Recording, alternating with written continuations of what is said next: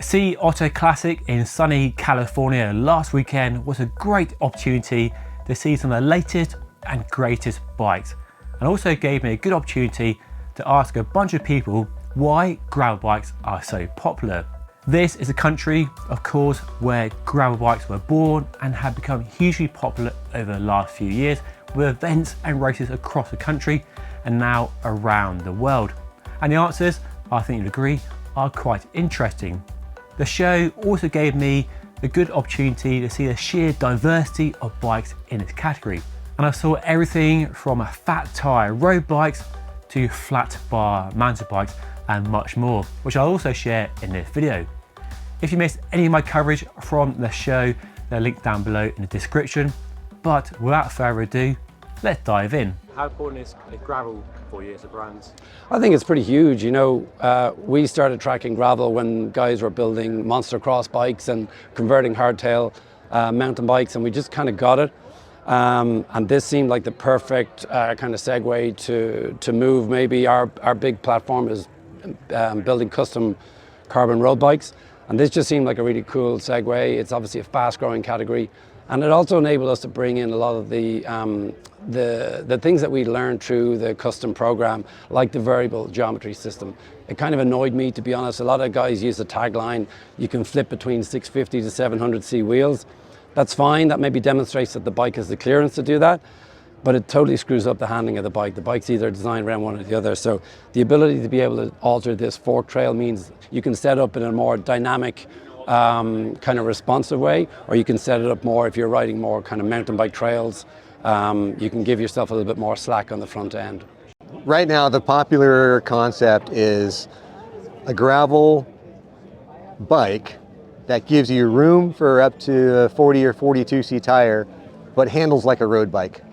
So if you are going to either reduce the number of bikes in your garage or get one bike that does almost everything, the popular concept is get me something that feels like my road bike that I can ride on the group ride, that I can have fun with on the road, climb, descend, corner. But if I want to go on gravel, give me a little room for 40 or 42C tires. And that's probably the most popular request these days. Are gravel bikes the most popular category for you?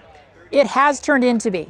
Yeah, we started out with mostly road bikes, and then it evolved into gravel bikes as they become more popular. And from there, we've been doing a lot of mountain bikes, both cross country and more dirt jump and downhill specific hardtails.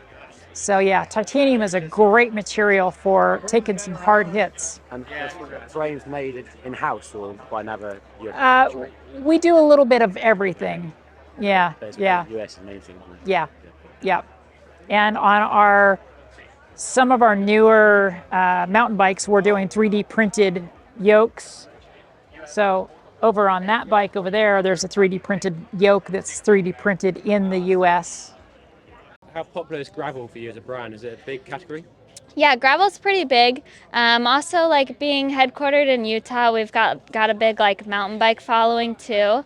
The Schaefer's been noticed quite a lot from gravel reviewers and stuff like that. So that's pretty good seller for us. Yeah. So the thing I love about our gravel bike is how versatile it is. It performs really well on the road because it has a rather aggressive geometry. In gravel, we've just seen it explode in the last several years. We're selling a lot of these to people who want a bike that can do it all, road and gravel. You've got the comfort, the speed, the stiffness, anything you want to throw at it, it will handle, from single track, rolling fire roads, or a crit race. We've seen people do these on, so it's been really exciting and we're really proud of it.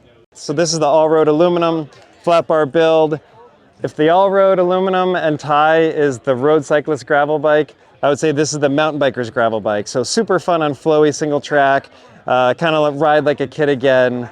And this is my daily bike that I take out on. But the Ascent is a bike packing, full rigid, I guess mountain bike if you want to call it that. Ideally, you can take it on single track, rough off-roads. If you want to go bike packing, it has all of the mounts, both on the fork, on the underside of the down tube.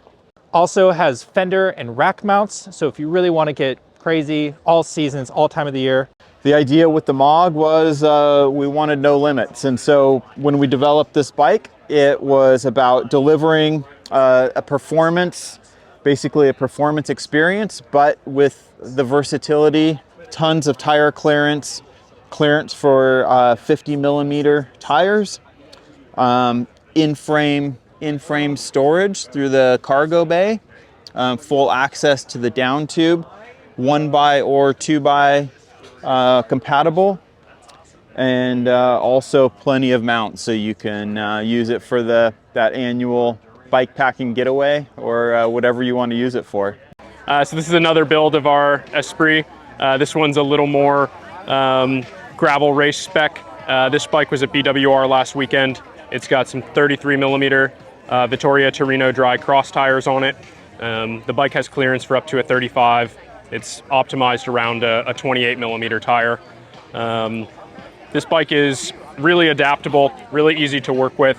Has a bunch of really nice features that are going to make it easy to live with and super convenient. So things like a 27.2 round seat post.